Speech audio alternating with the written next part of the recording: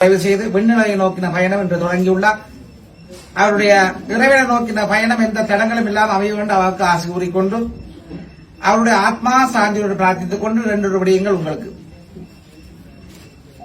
ஒரு இறந்த வீட்டுக்கு போனால் உரிமைக்கார தொடக்க தவிர மற்றவர்களுக்கு 4 விடயத்துக்கு 34 தொடக்கு. வாய்க்கரிசி போட்டு அரப்பண்ண வச்சால் வீட்டுல படுத்துறங்கன்னா வீட்டு சாப்பாடு சாப்பிட்டா 4 விடயத்துக்கு 34 தொடக்கு. வாய்க்கரிசி போட்டு அரப்பண்ண வச்சால் வீட்டுல படுத்துறங்கன்னா வீட்டு சாப்பாடு சாப்பிட்டா இந்த 4 விடயத்துக்கு 34 தொடக்கு.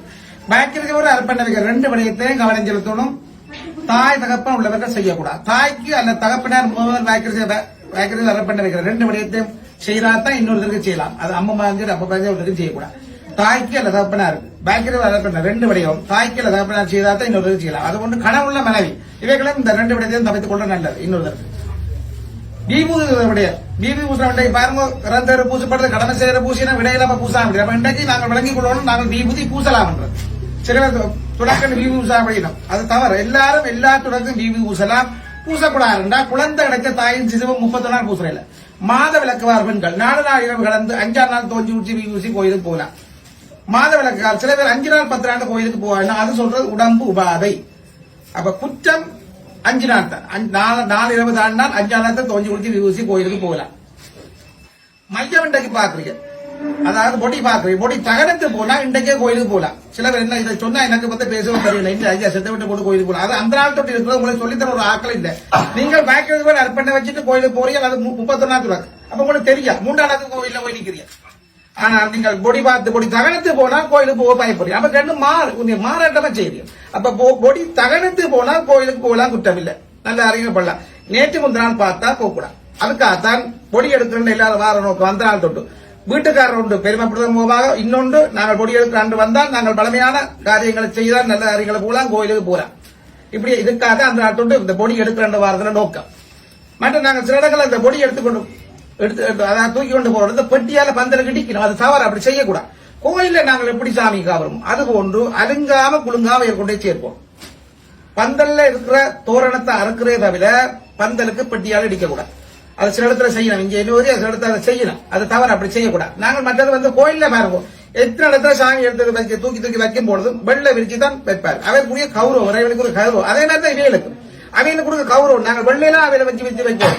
அது போன்ற அங்க நாங்கள் விறகுல வைக்க வெள்ளியோட கொண்டு வச்சு அவளுக்கு கௌரவமா வச்சு அவருக்கு மற்றது அந்த மாலை அங்க கொண்டு விறகுல வைக்க முடியும். சில பேர் இந்த மாலையை கலட்டி எல்லாம் எறியணும்.